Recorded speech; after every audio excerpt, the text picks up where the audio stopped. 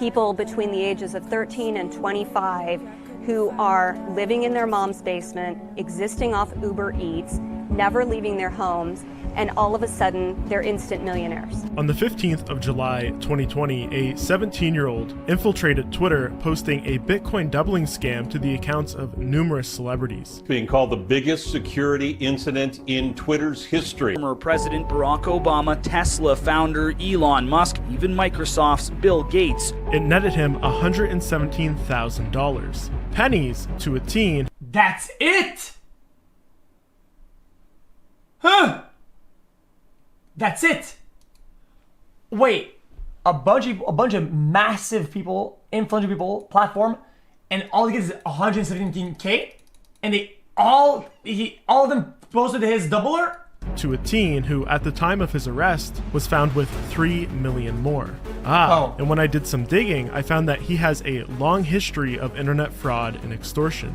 So today, I'm going to tell you the untold story of Graham, how he went from stealing thousands on Minecraft to robbing millions from CEO hedge fund types, to getting involved in a homicide and eventually getting greedy and hacking Twitter, all before he was 18. This is going to be a wild ride into the seedier sides of the internet, so buckle up. It's a good video. I don't scam shit, dude. Your channel's literal shit. You get 0 views. I'm basically your fucking channel, dude. Might as well say open makes MC vids. Come on now. They work together and they scam, like Minecraft capes. Like they sell Minecraft capes and it's a scam. I made 5K like your PayPal. 5K in the past month off Minecraft. I know you're DDoSing. I didn't hit him off. You hit him off. It's not your first time DDoSing someone. I only believed it because of his YouTube channel, because he has subs, but it's actually ridiculous some of the stuff that Graham got up to in 2016 when he was just 14 years old. But most of all, I found that this era of his life really highlights something important about his personality. See, Graham was running what was a rather large YouTube channel for the niche that he was in. He was doing videos on a Minecraft game mode known as Hardcore Factions, and in his videos he was extremely charismatic and charming. But underneath this act, he was really leveraging and taking advantage of his audience to scam them for money. And worst of all, when exposed, he would show zero regard for right and wrong. He literally didn't care what other people thought of him. Look, what we're about to explore on the surface is just the shenanigans of a young teenager. But what it helps us understand is how he was able to make a seemingly small leap out of this world into committing his later, much more serious crimes. Jesus. Before any of the scams, what influenced Graham to arrive at this point in his life? Well, very little is known about his childhood, other than that he was raised by his mom, a single parent. As you've seen already, he certainly appears to have been a troubled youth, perhaps at risk to get involved in any sort of crime, but I would bet money on Hardcore Factions being his first introduction to the dark side of internet fraud and extortion. Okay. There's a lot of context here, so let me explain. See, this game mode was originally devised and hosted by Shoppo Network. It was a twist on the already notoriously toxic game mode, Factions PvP. At its core, players formed teams, aka factions. They would build bases to store their loot. What makes these like survival type games gather such a incredibly toxic, guys, incredibly vicious player base? Rust, this, DayZ, at the time, H1Z1.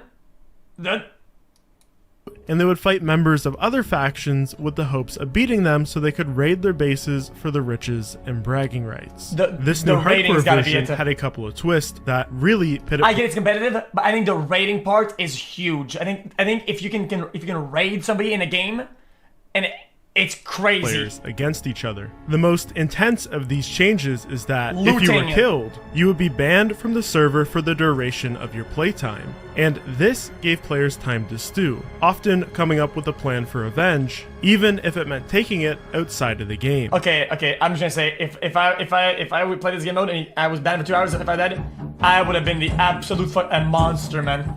During this era, Minecraft cheating clients were becoming extremely popular due to griefing teams on YouTube glamorizing their destructive nature. And Hardcore Factions was no exception to this. With the stakes so high, it was almost irresistible. Extraing was one thing, but the real power was in the PvP cheats. Players were almost forced into it to remain competitive. Now, that said, I don't think the actual cheating was the worst part. No, the worst part was the culture around these clients. See, hardcore faction players were known for DDoSing, account hijacking, and even swatting.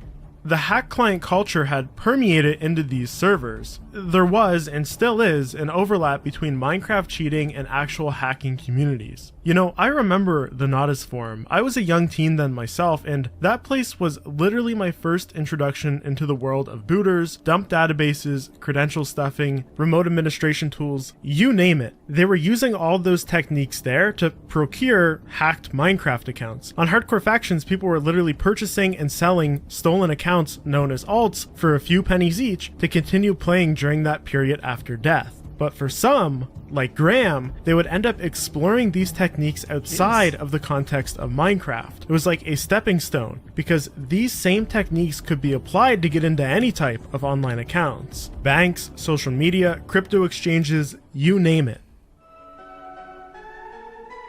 Alright, here we go. Open you a beach, scamming piece of shit. Say Is you this kind of like bridging from the gray hat to black hat pretty much? make 5K a month. That's bullshit. Scamming kids for $30. Hit a bitch up. You can get a holla, man. Shut the fuck up. What? Now, of course, just being involved in these communities, Graham didn't immediately break into high-level social engineering overnight. There was a series of events that seemed to have led Graham down that path, each step of the way less innocent than the one before. And you know it's bad when someone makes a 6-minute long diss track chronicling all that you've done wrong. Say you care about your fans, man. You don't give a fuck. Scamming, doxing, dosing, faking, boy, where does it end? See, Graham first broke bad between 2016 and 2017 on his YouTube channel, where he mainly posted trapping videos. Those are clever ways to kill other players in hardcore factions. And he did all this under his Minecraft name, OpenHFC, and later just Open. That username is important, by the way, and very telling, but we'll get back to it shortly. Now, instead of finding legitimate ways to monetize his niche internet micro-celebrity fame, instead he turned to devising little scams to rip off his audience, often with an accomplice. Open was with Feed. Feed is pretty much Open's scamming buddy. Though, when you watch some of these, you really get the idea that Graham was the one leading the entire thing. The deal was I'd give him $50 and a shout out for a Minecraft cape. I'll give you the link first. Alright, that's the redeem. That goes to a website, blaze.tk. User disconnected from your channel. He says that he's looking for server trailers to upload. Do not work with this guy. He charges like $200 a trailer and then he doesn't even upload them. He just runs away with your money. Made a fake giveaway. Yeah, and you already admitted it was fake, so don't even try and play like it wasn't a fake giveaway. I just didn't give the shit to the winner. Exactly. And I don't care. No matter how many exposing... Chat, was this a part of all other games and social and circles and games? I feel like, well, not I feel like, but yeah. I heard in Minecraft there's a bunch of things like, oh, play on my server for this amount of money. I shot my thing out on your next thing. What? Was it more convinced in Minecraft? I think all Minecrafters that I spoke to in Overwatch, because a lot of them go into Overwatch because it's not a similar game, but it has like certain traits that are kind of... Okay, all tell me that, yeah, bro, I did put it on a server, I made 2K, bro, but so yeah, Dante was one of those. Videos came out, his audience didn't really seem to care or even dwindle. He was Dante. still growing. And when he did catch flack, he'd just try to talk his way out of it. DDoSing attempt to where? Okay, I can't have an MC resolver of a staff Let me member? ask you this. Why would you want a staff member's IP? Just tell me. Who said I wanted his IP? Well, why are you searching on MC Resolver then? Who said that? What if I want to see a skin? And when someone pinned him, he'd brag about it. Tracker, you staff? I was staff when I need you, yeah. So if I say fuck you, is that staff disrespect? Not really, I don't care, because you're like 12. I'm like 12, but I make more money than you. You want me to show you my PayPal? Sure, man, sure. Do you think I'm kidding? Why are you trying to I made act hard about 5K your in the past. PayPal? It's I like made 1K, 5K in the past month off Minecraft. Hey, dude. Good for you. That's good for you. Off Minecraft. Keep in mind, these are all pretty much YouTubers that he scammed. You can imagine the amount of other people he scammed with no following to expose him to. Nothing about his channel was honest. Even the trapping videos were exposed to be fake. One of Open's friends recorded Open faking his clips and planning it out. I swear, Pastor, you're gonna be like the type to make an expose video on this bitch. If anything though, having so many people help him make these videos really illustrates something about Graham. He was good at getting people to do what he wanted. In fact, at some point Graham decided to open a Minecraft server called Fuse PvP, but he lacked the technical talent to do it. But to compensate, he talked his way into getting other people to set it up for him. Like, this is literally setting up your server. I don't know why you're complaining. Oh, you guys about paid it. $10 for that? I'll give you $10 for the clip, and then we'll set up your damn server, yes. And when they wouldn't do it for free, he would try scamming them. All you need to do is give me your work, the plugins. About the plugin, sent it to him in a file, and as soon as we sent it, he said thanks bitches, and then he spammed John Cena like soundboards and everything like that, and then he left. I don't play with your crap, bro. You mess with me, you mess with my boy. You wanna know who my boy is? My boy is John Cena. He even scammed other YouTubers into promoting it. This is the description and shit that he wants you to put for a trailer, basically a trailer. His talent was in manipulation, not technology, and he didn't seem to want to pay for anything, no matter how little the cost. He was greedy, and this is foreshadowing. Interesting. I think this is kind of an interesting documentary so far, though.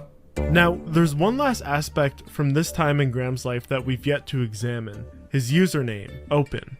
It's pretty nice, right? Well, he likely purchased it for a few $100s off somebody who stole it. See, there is a whole market for unique usernames like this, be it for Instagram, Twitter, Minecraft, you name it. And worse, there's a group of people who are acutely aware of this and have made careers out of obtaining these names for sale by any means possible.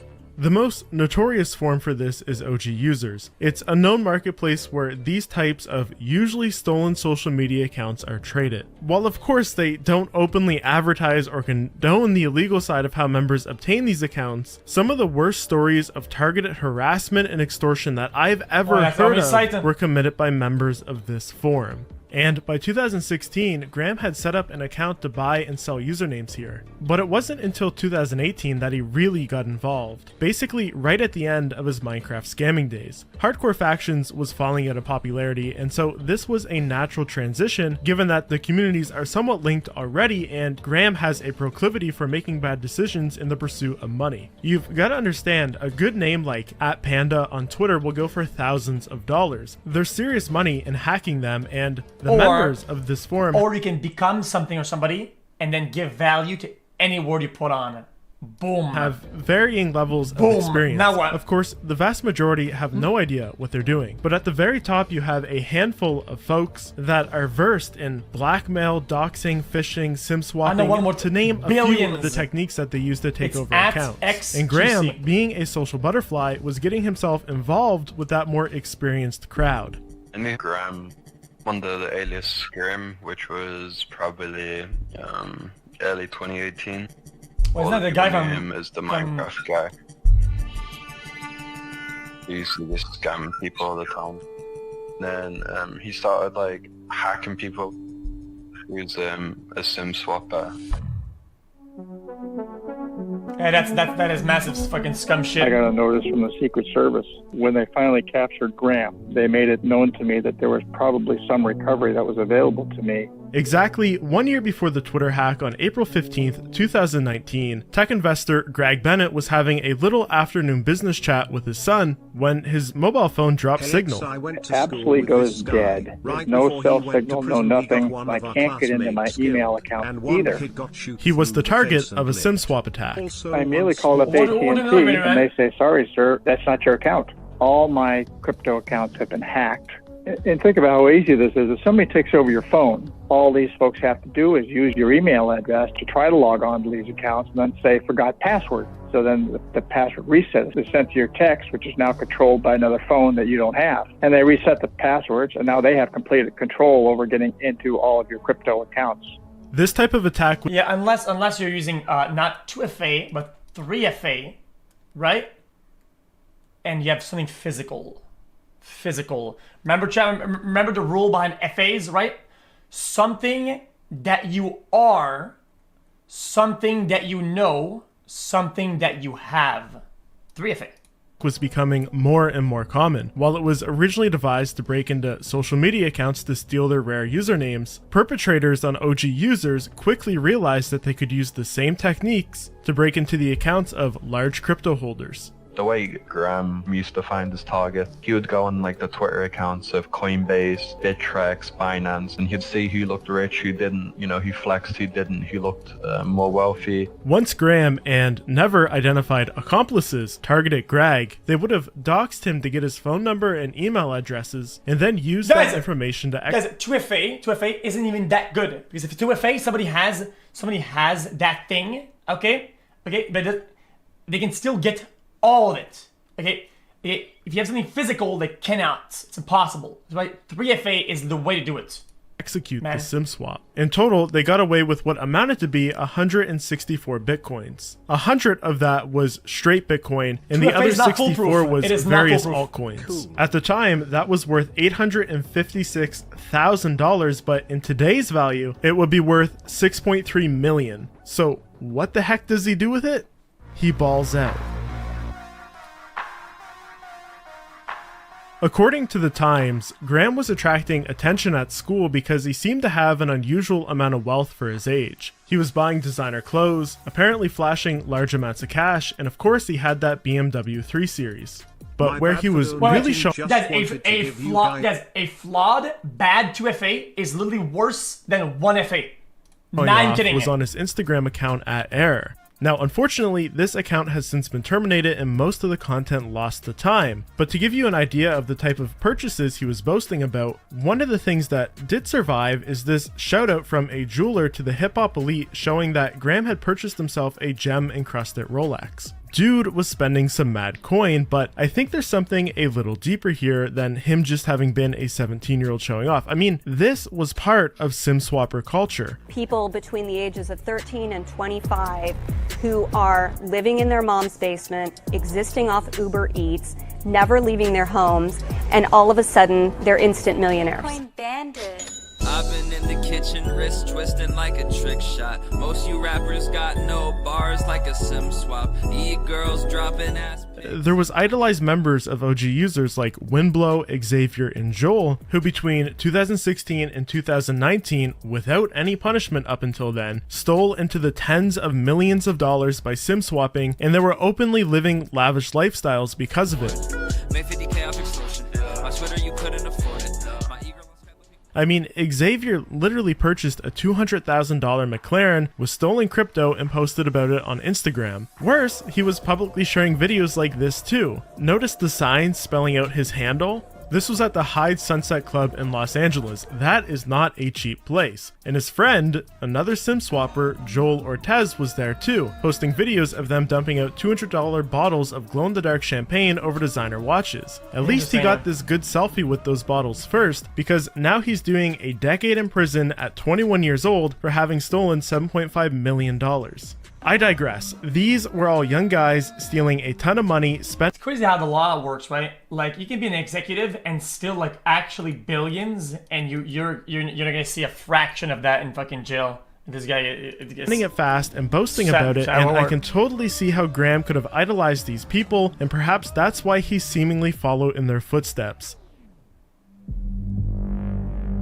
Graham and friends actually ran into a problem when stealing from Greg. Because I had a 100 Bitcoin limit in this specific account with Bittrex, they repeatedly tried to go back in and take whatever else was left out of that account, but the 100 Bitcoin limit kind of mitigated my losses, if you want to say that. And so, just like the Minecraft days, when one scam isn't working, iterate. In this case, that meant extortion. Graham Clark, who was going by Scrim at that time as his pseudonym, so tried to ransom you from your own email address to regain access to your information for an additional 50 Bitcoin. Was that what they tried to do as well? Yeah, so I actually had 4 email accounts. They had actually hacked all 4 of them and then gave me access, regave me access to one, and used that as a vehicle to try to communicate and extort more from me. But as the days go on and Greg isn't responding to the ransom, it becomes apparent that Graham has pulled a fast one on his accomplices. Graham decided to keep all the money and he didn't split it with the other people. I assume Graham vanished on whatever messaging service they were using, because they get desperate and start trying to reach him through Greg's email account, threatening that they're going to turn him into the police if he doesn't share 66% of the theft. Yeah, so I mean, as you know, a lot of people didn't like him because of some of the choices he made. So obviously that's going to come with some backlash. They got his family's personal info. They were just constantly harassing him. Someone sent people to Graham's house to scare him or even rob him at one point. Well, they're planning his robbery. They wanted to have him like tortured and like a lot of dark things done to him. The thing is, he was no ghost. After this, he was the subject of a criminal investigation which ultimately led to a search warrant being executed at his residence in August 2019, just 4 months after this theft. Get this, from that they seized $15,000 in cash and 400 Bitcoin from Graham. That is a crap ton more than what we knew about. I mean, I assume he was involved in many similar SimSwap attacks that were never linked back to him to acquire that, but at this point I don't think we're ever really gonna know for sure. Now, while Graham was waiting on the outcome of this criminal investigation, which seized his money, according to the Times from interviews with his peers, there's some claims that he got involved with selling drugs. Everything from vapes to weed to LSD. And over Christmas break, January 4th, 2020 now, this got him involved in a home invasion in which one of his friends ended up dead. 2 people were shot, one of them dead after an apparent home invasion in Citrus Park. The other is in critical condition. It happened at the Seasons at West Chase apartment complex on the 12,000 block of Citrus Falls Circle. At about 7:30 p.m., 2 teens kicked in a screened back patio and let themselves into an apartment through an unlocked door. One of them was carrying a firearm. Both made demands of the residents, a man with his fiancée, and that man retrieved a gun and opened fire, hitting both teens, according to the sheriff's office. They were rushed to the hospital where one was pronounced dead and the other was listed as in critical condition. When patrol deputies arrived on scene, they located a suspicious vehicle with 2 more teenagers inside. One of those teenagers was Graham. From the police file, one of the kids claims that Graham had essentially set them up. He went with them to the house of another drug dealer with a gun and then took off when he heard the shots. In his interview with police, Graham denies anything about it. You say, I don't know anything about it. I'm not aware. That's why I gave them money. If they were going to go rob someone, why would I give them money? Is that believable? What's believable? What you're telling us. I counted 5,500. I gave it to them. They walk and they go to the thing. So what makes you think I know that they're going to go rob someone? From the police reports, they concluded that there's no proof of what Graham's actual role was. The only thing they knew for sure was that he was outside in the car when the shooting took place. There wasn't enough evidence to convict him, and so he went free. 2 days after the shooting and 1 day before students returned after Christmas break, the principal sent out an email saying those who were involved in the shooting face serious charges and will not be returning. And so this was the end of Graham going to high school, and it's at this point, with his world crumbling around him, that he decides to move out on his own. And this was possible because the feds let him off real easy on the Simswap case. Wait. What? It's appropriate to assume that every single penny that this defendant has access to is by ill-gotten gains. After an 8-month-long investigation, all the charges against Graham were dropped. He kind of like said that they came to an agreement where he had to give up blah blah blah amount of funds, and once doing so, they drop all the charges on him. Out of all of that money seized, they only made him give up 100 bitcoins. They essentially were after him for the theft of $1 million. When they raided his apartment, they found 3 million more on top of that, and they let him walk free with that money as long as he paid back what they knew he had stolen. Our office spoke with the prosecutors in California about the decision to have him pay restitution and basically not to criminally charge him as an adult. It seems that the main reason for this outcome is because there is a lot of barriers to charging a minor with a crime, especially at the federal level. The law may need to be changed to allow the federal system to catch up with the reality that you have younger kids getting involved in online scams, crypto scams that really merit more serious prosecution and punishment which federal law doesn't currently allow. I mean, he was thankful, obviously. It could have went a bad way. He wanted to like move forward and like invest all the money he's made over the years into like a legitimate business. He wanted to work on being a better person in general and like moving on to more legit things. But I think the real lesson Graham took away from this is that as long as he's a minor, he can steal all this money and get away with it. Because 2 months after April 2020, when he got back 75% of his seized assets, he went on to hack Twitter. And this is important because Graham's birthday is in January. He had less than 8 months before he turned I thought the video was over! 18.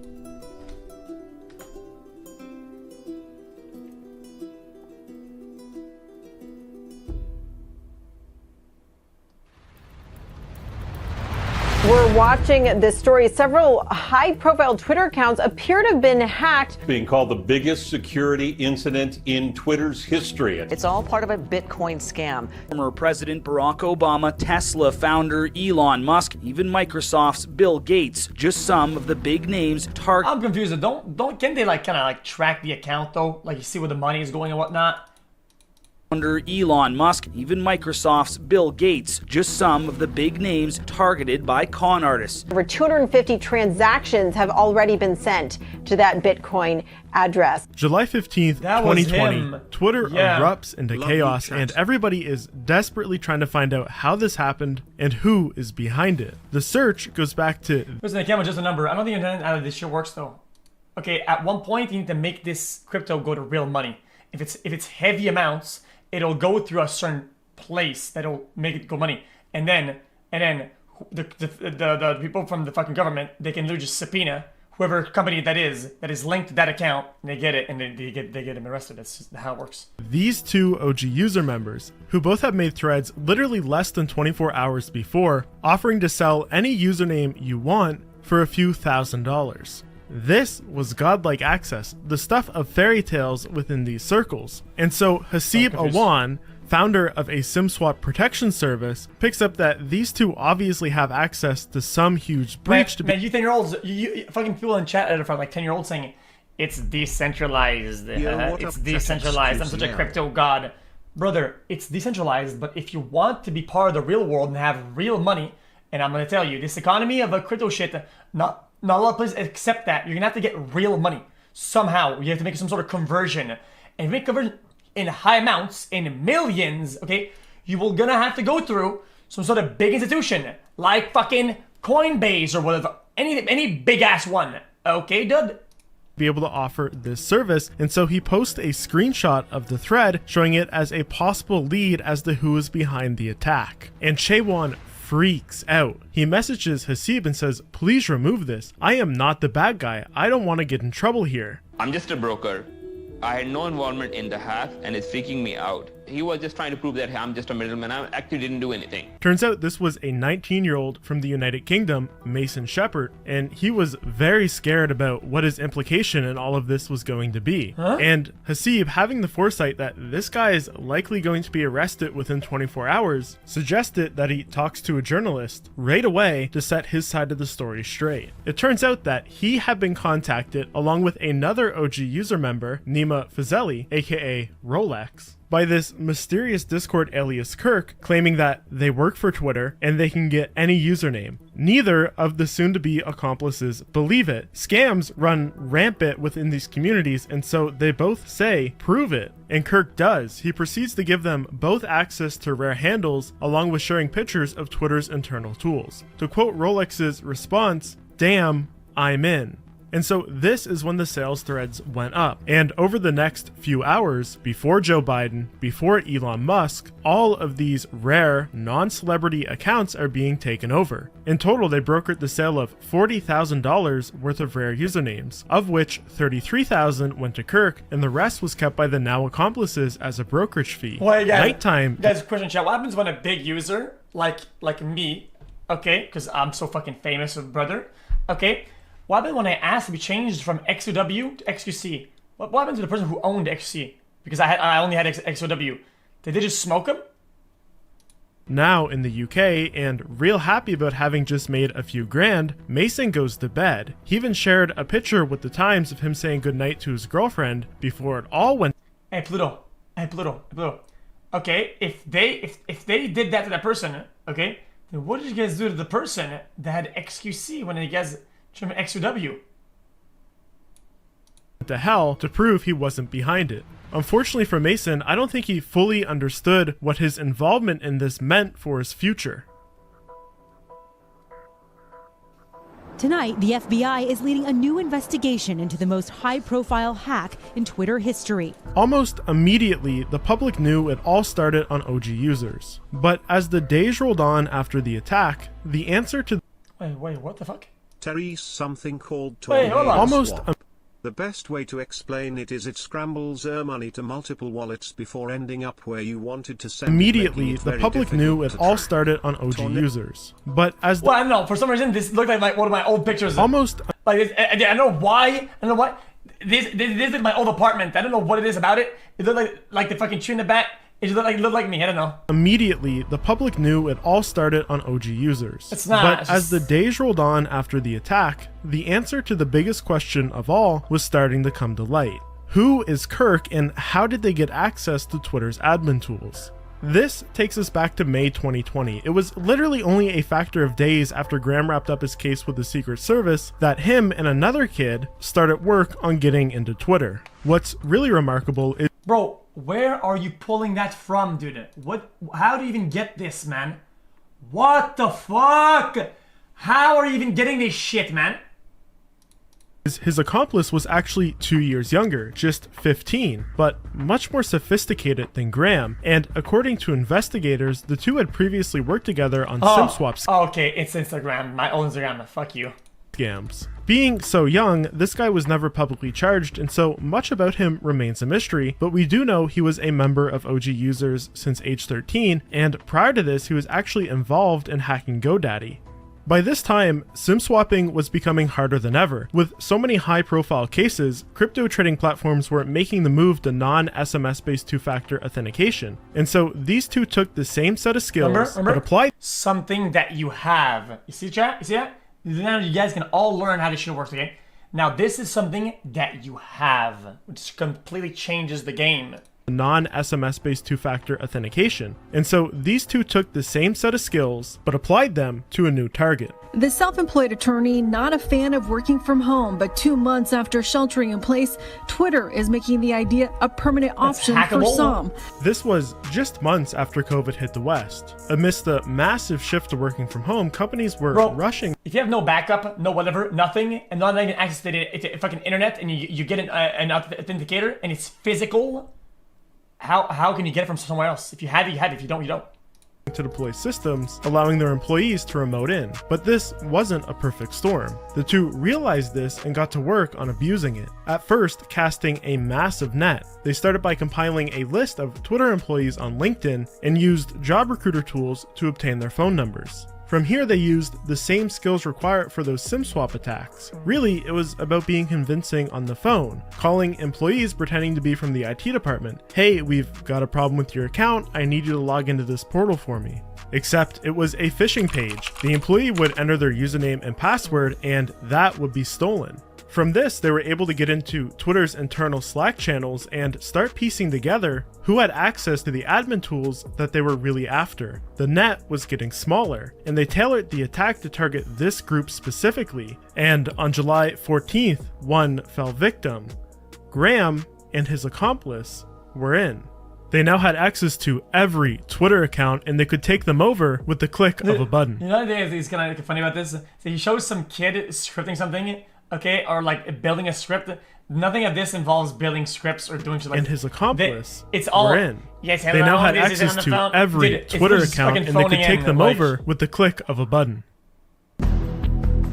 So, starting at 3 in the morning, the two start taking over these rare usernames and selling them under the alias Kirk. But by afternoon, 2 p.m., the gig is up.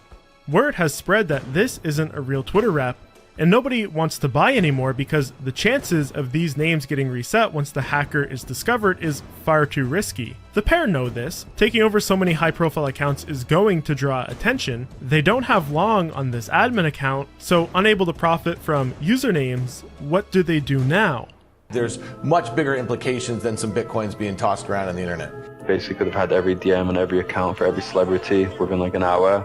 He could have sold intel to Russia or China. But imagine it on election day. Potentially start World War III.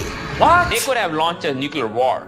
Not exactly, but they could have killed Apple stock and made a bet on it and made millions of dollars. I think we got lucky here.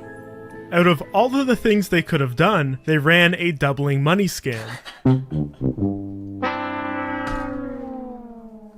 I would have expected this from an 11-year-old in 2008 on RuneScape, but not from these two. Could have done anything, honestly, and you would have made more money. Just teenagers at the end of the day, so.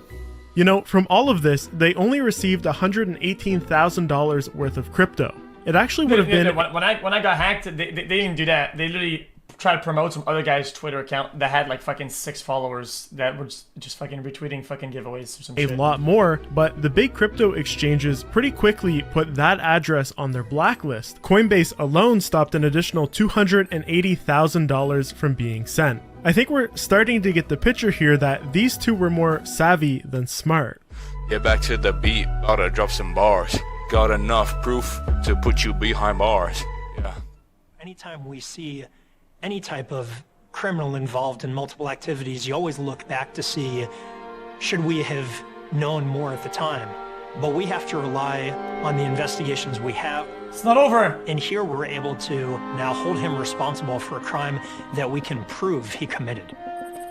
It only took the FBI 2 weeks. Unfortunately for us, Graham's file is mostly redacted due to him having been a minor, so it's not clear how he was caught. But as for Mason and Nima, their fatal flaw was having their IDs attached to the crypto exchanges they were using to... Now what? Now what, you motherfuckers talking shit? Okay, that I was...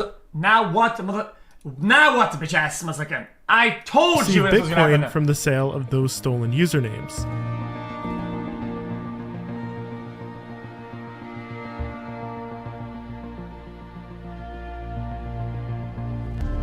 Huh!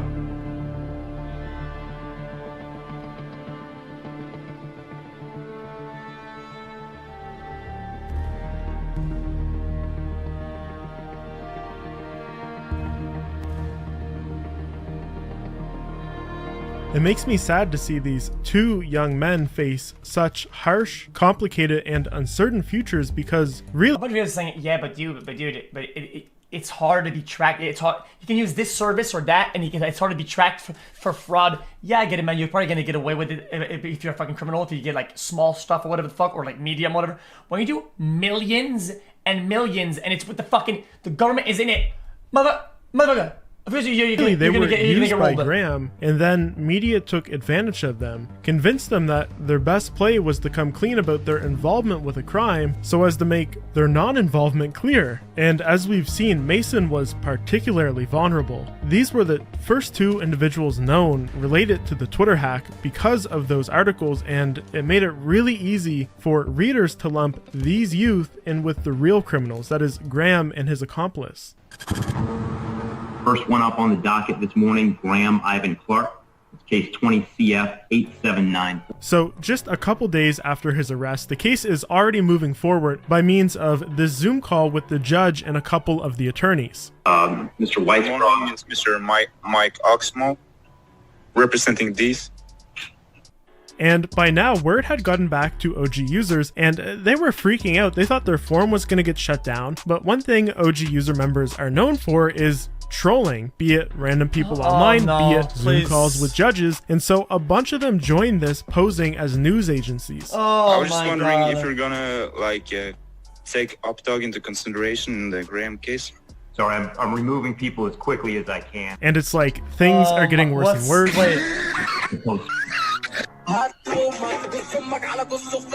And then finally, someone manages to take over the screen and they start playing this pornography.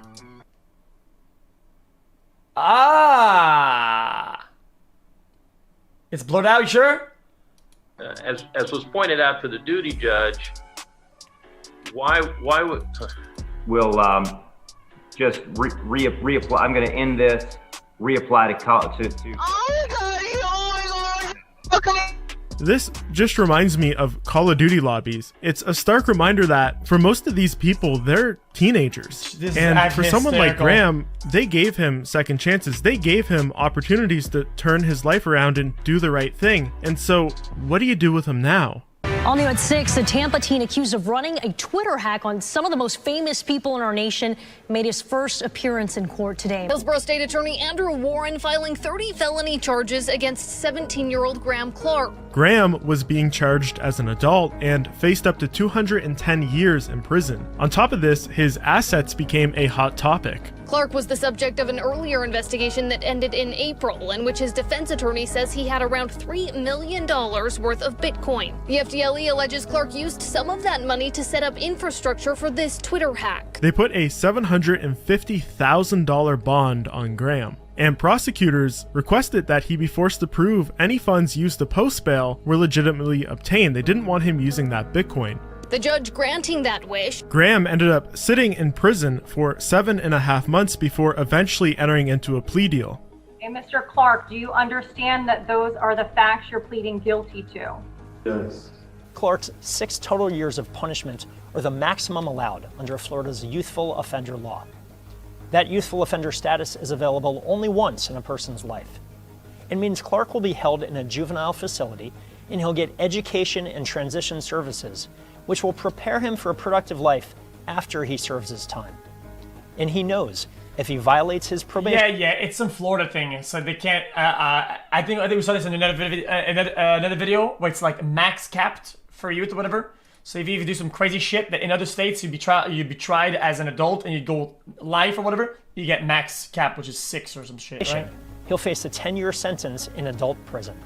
Some might say that Graham got off easy, especially when you consider he'll eventually be coming home to that 300 Bitcoin, which has appreciated astronomically in value. As of today, it's worth $12 million. In this case, we've been able to achieve justice, deliver those consequences, while recognizing that our goal with any child, whenever possible, is to hold them accountable and have them learn their lesson without destroying them. I forgot about my food. There's this idea that one's online identity is strikingly more raw because with a level of anonymity, you lose the barriers of social mores, constructs, and trepidations. And so one can act more in accordance with their true self, do what they might otherwise not. It was more about, I was more concerned about the just loss of identity. And so it makes it very easy for someone with a low moral compass to commit these kinds of attacks on the foundation of the internet. Especially kids, because their morals are undeveloped, especially when they get involved with groups like the ones Graham found himself in. I found many of these groups will treat their fraud like some sort of legitimate business. They're boasting about it and they receive praise from other scammers. And so it creates this social group where everybody is accepting of the wrongdoing, and I think this helps them feel like they're not a menace to society, and in fact even like they're achieving something. Having a friend group doing the same thing normalizes it. And I think that is a very dangerous situation to find yourself in, especially if you're someone who is a recluse. You maybe don't have any friends in real life, and so this becomes your primary only social group. How are you going to get out of that? Yeah. It's almost like an addiction for them. They just keep making money to the point where they don't care anymore. No one online has empathy. For the majority, everyone's a sociopath. To scam is to not add any value to society, which is a real problem when it comes to sustainability. You know, for the narcissist, maybe the convincing argument is, if you want long-term profitability, being destructive is not the way to achieve that. Instead, focus on creating something that provides value, something you can share outside of that friend group. It's just a fucking, it's a chicken gyro. Just since I was a kid, I've always been like, since I was like 10 years old, I just always was into money. So I've always started making money. I got into social media. I made like a few $100,000. And then I started getting into like cryptocurrency and trading, and then it got into millions. Interesting. Guys, give me like a 10-minute stall, guys. I swear, last video, guys. Last React Randy check, guys. I need to eat this food so we're fueled up for years to come, man.